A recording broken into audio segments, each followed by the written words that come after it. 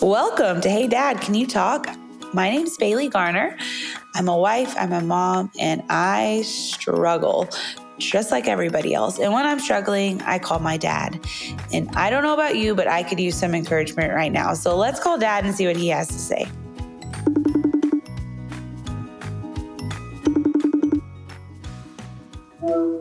Hey, B.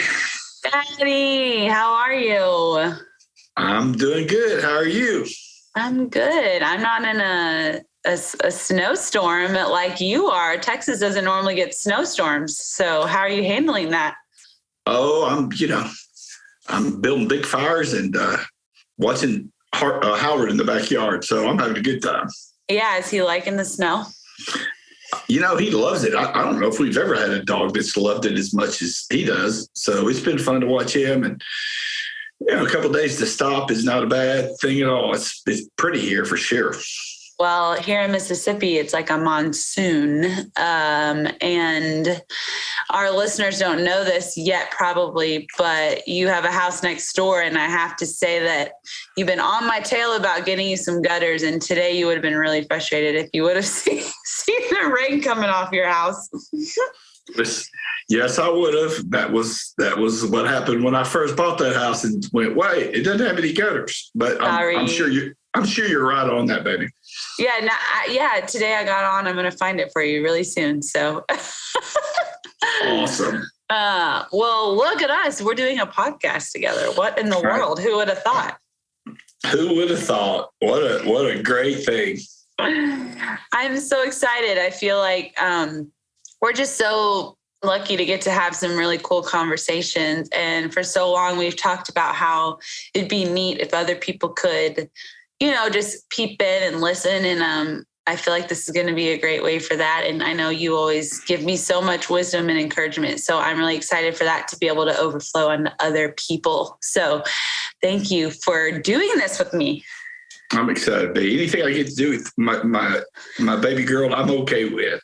Yeah, well, I'm really excited. So something I wanted to talk to you about today, it kind of came up in conversation with one of my really good friends. And we were talking about when we are feeling overwhelmed as moms and how we are supposed to handle that with our kids. And it takes me back to the time when I was younger and you were going through some struggles mentally with your mental wellness and anxiety. And so I really think that your story is so powerful. So I wanted to see if you would be willing to share some of that and just some background for people that don't know you. And then we can talk about kind of how you handle that as a dad with little kids. Sure. The short version, or as short as I can make it, you've heard it a million times, B, but, I was, it was 27, 28 years ago. And I think it's always important to keep putting into context that there was no talk of mental health. There was nothing about counselors. There was only people having nervous breakdowns. That was the word I remembered. But I never knew anybody who went to a counselor. I didn't know anything about depression, anxiety. And the short version is I was, pastoring a church that was growing and being blessed, had two great young kids, a beautiful wife. And I woke up in the middle of one night where I felt like I was having a heart attack and was sweating, and I had no idea what was happening to me. And I got up and just, I'm a guy, so I was going to walk it off. And one night turned into two, it was turned into three, it was turned into four. It was almost 2 weeks that I didn't sleep. I didn't tell anybody what was going on. Until one day I was driving down I-35 toward Fort Worth, and I kind of caught myself, took everything I had not to run into a bridge that day. And it scared me. That Mom hates when I tell that story, but that part of my story. But I always tell her that I want people to understand. I know what it's like to get to a place of pain where you can fool yourself into believing the world would be better off without you. Yeah. But that scared me. Glad he didn't do that. Me too. So that scared me a lot. And a dear friend that I confessed to him after I told your mother helped me find a Christian counselor. And I drove to Fort Worth 4 days a week for the next 4 weeks. Charged up a credit card, spent money we didn't have. Sorry, babe, to start trying to untangle some of that in my life. And that has led me on a 28-year journey almost now of discovering what freedom really is and feeling like God put me in a position to talk to lots of people about this issue. Well, yeah, I mean, I can remember, well, first of all, growing up and hearing, I didn't know you were going through that as a kid. I mean, I remember what house we were in the Keller house, and I was probably in third grade or something, maybe second. And the thing is, I, as a child, had no idea what was going on. And I found out later, like maybe college, honestly, high school or college, when I would hear you preach and you would tell the story. And it was so crazy to me because looking back, that was not part of my memory at all of you. Like I wouldn't have even known you were struggling.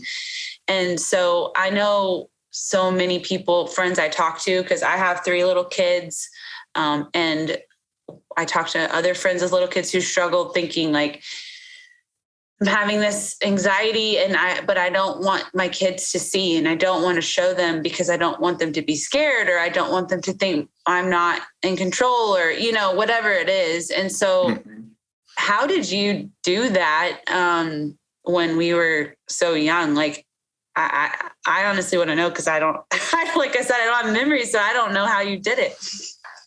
Well, at some level, I look back and I've always told your mom, I was so grateful that you and Ross were so young. You're probably 4th grade, 3rd or 4th grade when this began for me. And you were a bit oblivious. You were living your life. And one of the things that I always asked God for was just give me enough strength to be a dad to my kids, for the next couple of hours. And so part of that was just the protective nature, right? Yeah. I didn't want you worrying about Dad. I was worried about me, honestly. And I needed, there's a part of that it's you and God, and you've got to kind of move through it. I think you were in high school when you first heard about it, because when you roll the clock back, Ross, when he was asking a girl on a date, so I know he had to be 16, and the girl's mom wanted to meet him, and she lived over in Roanoke, a town not far from us. And she said, "Do you go to church, son?" And he said, "Yes, ma'am, I do." "Where do you go?" "I go to church in Argyle called Cross Timbers." "Is that the place where that pastor that had that nervous breakdown?" And Ross said, "Yes, it is." Never told her that was his dad, right? And so that's a vivid memory.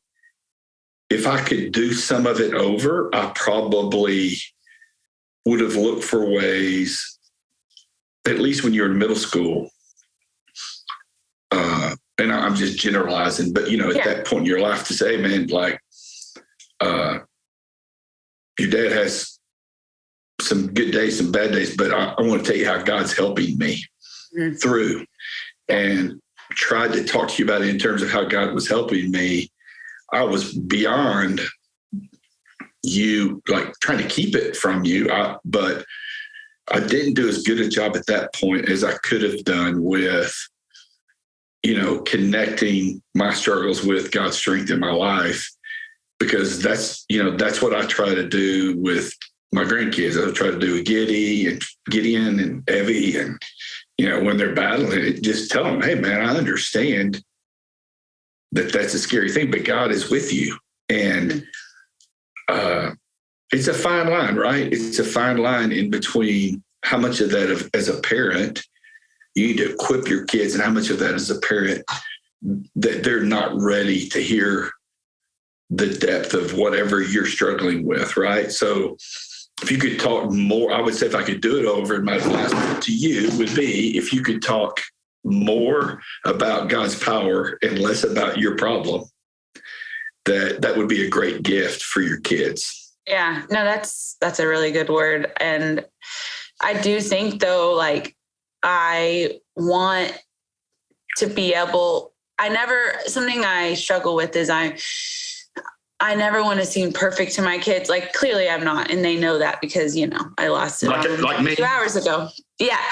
But I'm saying, like, if I'm struggling, I want to find a way to be able to tell them, hey, mom struggles with this, so that they're not, and I don't think I felt this way about you. Like, I never felt like you, made like anxiety. You didn't tell me it. So then I felt like it wasn't a normal thing by any means. Cause you spoke about it from the stage for, forever. And that's why I feel like so many people connect with you and admire you because you're so authentic.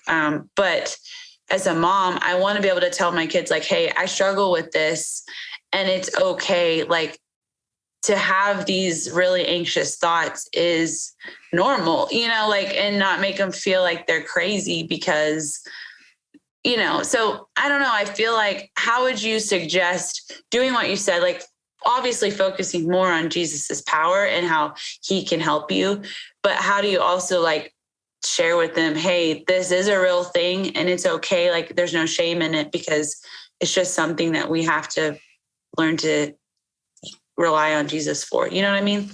Yeah, I think let's just talk about Gideon. Okay. Yeah. I mean, he's 6. So yeah, he's 6 and he has, he shows a lot of the signs of, the things you and I battle, overthinking things at times and overanalyzing things and getting in his head a little bit. Mm-hmm. And I think when he articulates that to you, mm-hmm. that when you say, well, yeah, I know exactly how that feels. Sometimes mm-hmm. mom has some of that. Mm-hmm. And here's how God helps me. As opposed to naming something for a 6, 7, 8-year-old. Right. You're Gideon to have a propensity that all of a sudden he learns that word. And now anytime he does something, True. Yeah. No. Or become anxious about you becoming anxious. Right. I tell parents all the time, baby, that especially men, but it's true too, I think, for strong women, that it's not the you poor baby thing that gets us most of the time. It's we try to solve it for them, as opposed to sitting with it in them, connecting, going, hey, Gideon, I understand, bud. I'm scared or sometimes I get scared about things that I think about in the future. Mm-hmm. And it makes me kind of my chest tight. And so now I just ask God to help me. And, one of my greatest fears when in my early counseling days, I would say over and over again, I just don't want to pass this down to my kids. Mm-hmm. So finally, I think my counselor, just sick of me saying that, said, hey, the greatest gift you can give your children is a healthy you connected to God. Mm-hmm. And what I wish he would have told me, or I'd have been smart enough to know at that point as a parent, is and connect that power of God to whatever your child is facing. Yeah, and, like the 40 I Ams. Just, this little tool, a gift that was given to me many, many years ago. In fact, I saw the guy who gave me that this past week on this pastor's trip I was on. Oh, that's cool. Yeah, but, he gave me these 40 I Ams, and I still have almost every one of those cards that I wrote out of speaking who God says that I am. And I think the thing I'm the most proudest of that we've done so far with children's tools has been the children's version of the 40 I Ams. Mm-hmm. And saying when Gideon says, I can't do something or it's too hard or whatever, and it's more than just get over it or yes, you can. It's, hey, let's say this together. I can do all things through God who gives me the strength to do it. Yeah. That's been so helpful to me because as a mom, I am, we're doing the best we can, but we still need people to give us the words to affirm our kids, And so having the 40 I Ams, even just I have them printed out on cards that I can just look at, and even reading them over myself. So then it's become second nature to be able to say that to my kids, And so I don't know, we can, link those so people can have them because I feel like they are such a great tool that's don't have to overthink, it just gives you some truth to give to your kids whenever they're struggling. Yeah. And you can, I've heard stories of people being creative and taking some of those coloring pages from, and, writing them on there and putting them on the wall. And I think about, Evie, my almost 6-year-old, I guess she is 6-year-old granddaughter, almost 6 anyway. And she's artistic. And so she likes to color pictures, and that'd be a great tool for her. And, just finding ways to connect. Look, man, here's the deal, B. Your kids, man, like this last 2 years, they felt some of this trauma. Yeah. There's no way to have not. Your son's first experience in school was he didn't know who kids were because they were wearing a mask. Yeah. Like they're going to be overwhelmed by life, whatever we call it. And I have so many people who are lamenting that as opposed to saying, this is an opportunity for me to connect God's power to their very real problems. If there's a chance for our kids, for Jesus to be more real to a 6, 7, 8, 9, 10, 15-year-old than it took a lot of us a long time. Why? Because we're living in crap. You know? And but we're going to have to get intentional about it. And I think you have no idea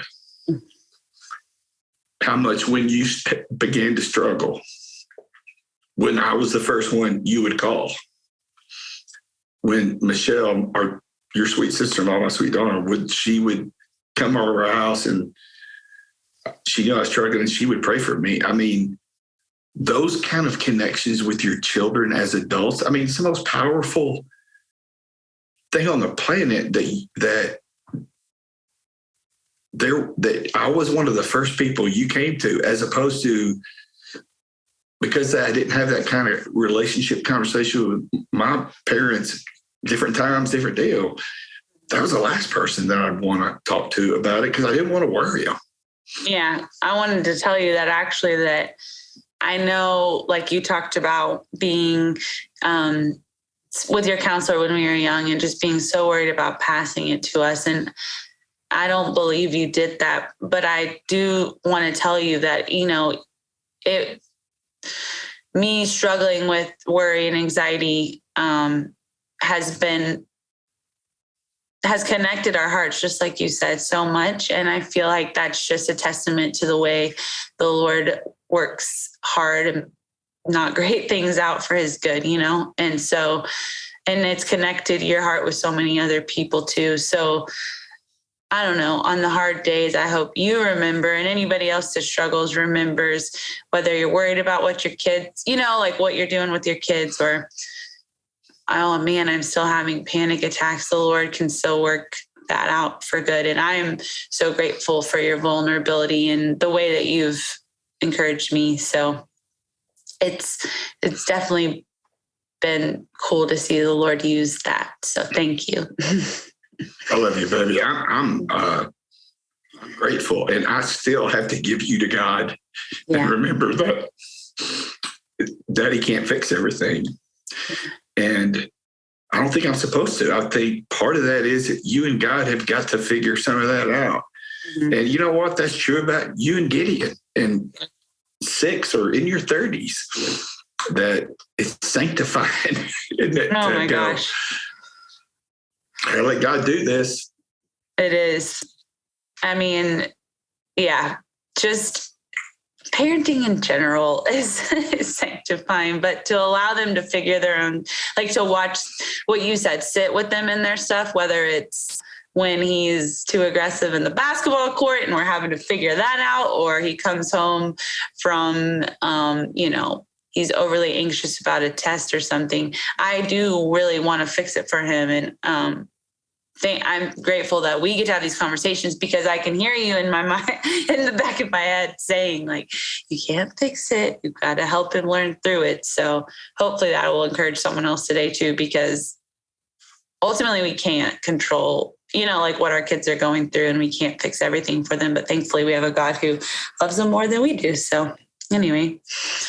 Yes, and the greatest gift that you can give Gideon and Mike Thomas and Esther is a healthy mama. You know, that's the greatest gift you can give them. And health is, I am aware of my weaknesses and I'm trusting God to help me get through. Mm-hmm. That's the greatest gift you can give them. Yeah. Yeah, I agree. Well, dang, we are all serious tonight. Usually I have a funny story to tell you, but I don't know. I feel like we got into some of the good stuff. So, well, hang on before we go. Oh man, I thought we missed it. No. You mentioned Gideon's basketball game. Yeah. Let me tell you how much joy I got. Because when you were playing basketball and you would look up in the stands, and I'm just encouraged, block out B or whatever, you look at me and go, I know, stop.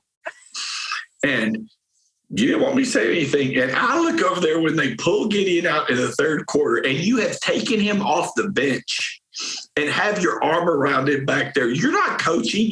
I never walked down there behind the bench and grabbed you and took you aside. Okay, he's 6. That's different. It isn't. Hey, let me tell you something. Birds of a feather, girl, they flock together. And just be glad Grant Garner doesn't know, your husband doesn't know as a coach that don't tell him behind the bench. Oh, I'm not going to tell him. Because he already gives me a hard time. He'll be like, Bailey, stop. Because I'm yelling things at Gideon, you know, like get the rebound, whatever. Yeah. Anyways, well, it was. You've been holding on to that. Oh man. Okay. Well, it's time to close out. So there's a question I always want to ask you at the end, and you've like dropped so many truth bombs that we're going to have to go back and re-listen to. But I do want to say, if like there's one thing that you wanted to tell whoever was listening, that you want them to walk away and always remember and not forget from our conversation today, what would it be? I would say this, that you have this desperate desire to get it right. Mm-hmm. Do not ever forget to factor the grace and mercy of God into you as a parent. Mm-hmm. And God is looking for somebody who loves him with all their heart. He's not looking for somebody who's perfect. And if you can hang on to the grace and mercy that God's given you and give it to yourself when, not if, but when you don't handle a situation with your kids the way you think you ought to, you're going to be a healthier person, which in turn is going to be a greater gift to your children than if you were the greatest parent on the planet and your kids were lucky to have you. Yeah. I believe that with all my heart. I really do. Well, thank you, Dad. Well, like we like to close out. Gideon, my 6-year-old, when he was younger, he'd always go up and tell us good night. And Dad, you have to mimic what you would say to him. I would say, love you, kid. And he would say, love you. And I would say, love you. Yeah. So now, anytime we're on the phone talking and we're saying goodbye, we always have to say, love you. So we'll have to close out like that. So I love you, Dad. I'm so glad that we get to do this. And I look forward to next week. Love you. Love you. Oh, man. Some serious truth bombs were just dropped when talking to Dad. And man, I took so many notes, but I think the thing I walked away remembering and wanting to apply like today is that I need to remember to connect my struggles that I have with God's strength in my life, not only when I'm speaking to my kids, but literally when I'm talking to myself. That was good. And then also that like we have this great opportunity to make Jesus so real and so powerful to our kids now, no matter what age they are. When we connect what's going on with the real world and the tough things that they see with their own eyes to God's strength. That is something that I will be just thinking on and chewing and munching and whatever you want to say for the next couple of days. We're so glad that you joined us today, and we look forward to next week's chat. But in the meantime, I wanted to remind you that we have show notes with this episode. And in those show notes, we are going to link the 40 I Ams that Dad and I talked about. This is a tool you are going to want to have. So go check those out, download them, use them when you're speaking truth over yourself and for your kids. And make sure you check us out on all the social media outlets. We will link all of those also in the show notes. Dad gives some serious encouragement that you can share with your friends and loved ones, and that I know you will want to see too. So check those out. And I just hope you have the best day, the best week, and we will see you here next time.